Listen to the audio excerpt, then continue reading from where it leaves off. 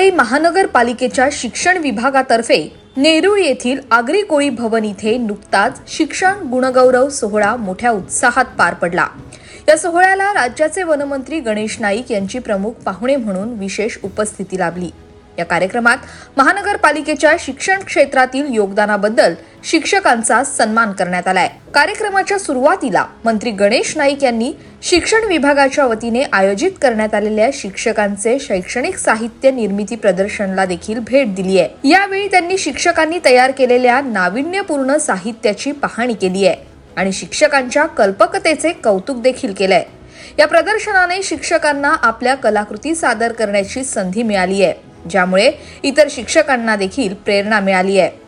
या प्रसंगी व्यासपीठावर महापालिकेचे अतिरिक्त आयुक्त सुनील पवार, शिक्षण विभागाच्या उपायुक्त संघरत्ना खिल्लारे आणि उपायुक्त कैलास गायकवाड यांच्यासह अनेक मान्यवर उपस्थित होते। या प्रसंगी मंत्री गणेश नाईक यांच्यासह उपस्थितांनी शिक्षकांच्या कार्याची आणि नवी मुंबईतील शिक्षणाचे स्तर उंचावण्यासाठी सुरू असलेल्या प्रयत्नांची प्रशंसा केली आहे।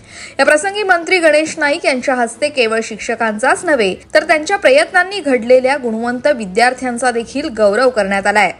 या सोहळ्यामुळे शिक्षकांमध्ये नवीन ऊर्जा निर्माण झाली असून भविष्यातही असे उपक्रम राबवून शिक्षकांना प्रोत्साहन दिलं जाईल असं आश्वासन प्रशासनाकडून देण्यात आलंय।